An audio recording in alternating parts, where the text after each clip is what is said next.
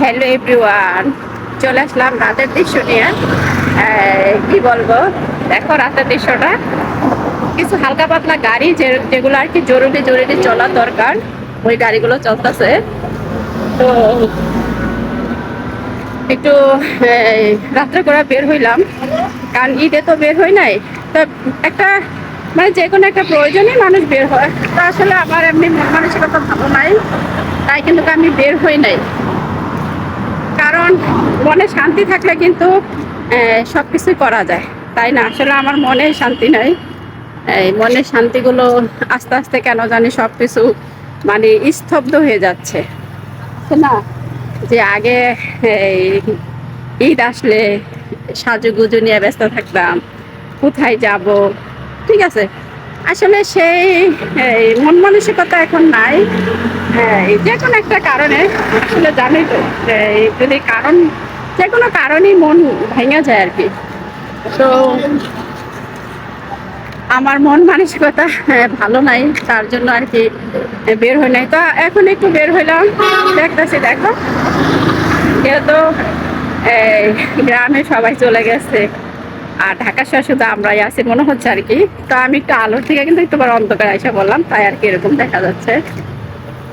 ওইখানে পিছনে একটু বাতি দেখো, ওইখানে একটু বাতি আর কি আলো বেশি, এখানে আবার ছোট বাতি, তো তাই আর কি একটু হয়েছে। আবার এখানে আবার একটু বাতিটা আবার একটু ভালো আছে।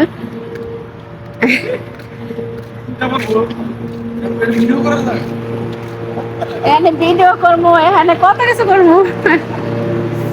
তো যাই হোক, এখন মনে করো তোমাদেরকে দেখানোর জন্য যে এখন কিন্তু আমরা একটু মানে শান্তি আছি, যেহেতু এখন আর কোনো ইয়া নাই। এই পাশে হলো অন্ধকার, দুই পাশে অন্ধকার। মানে একটু সামনে আলোটা গেলে আর কি একটু ফসা, তারপরে যে যেখানে একটু ফাঁকা ফাঁকা ওইখানে আর কি। তো এখানে এলো এই যে একটু আলো আসছে। তো আসলাম তোমাদেরকে দৃশ্যটা দেখানোর জন্য যে আসলে দেখো ঈদ আসলে মানে যখন ঈদ আসে তখনই কিন্তু আমরা একটু খোলামেলা হাঁটতে পারি, ঠিক আছে।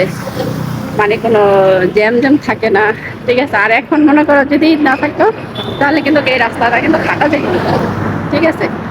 এই রাস্তা কিন্তু ভরপুর গাড়ি থাকতো। তবে ঢাকা শহর দু একজন আছে যারা, তারাই কিন্তু চলাফেরা করতেছে। তো যেমন আমি তো কখনই ঢাকা শহর ছাইড়াই দিতে পারি যাই না।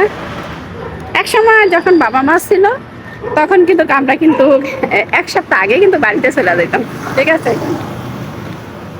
তো মাঝে মধ্যে সেই স্মৃতিগুলো মনে পড়ে। আর মনে করে কি করব, কারণ বাড়ি ঘরে তো কেউ নাই, বাবা মা নাই, ঠিক আছে। তো আর কি যাওয়া হয় না। তো আমার মতন কারা কারা ঢাকা শহর আছে অবশ্যই কমেন্টে জানাবা। আর ভিডিওটা কেমন লাগলো তাও জানাবা। এই হলো ঢাকা শহরের অবস্থা। আবার দেখা হবে এরকম কোনো ভিডিওতে। আজ এই পর্যন্তই। আল্লাহ হাফেজ।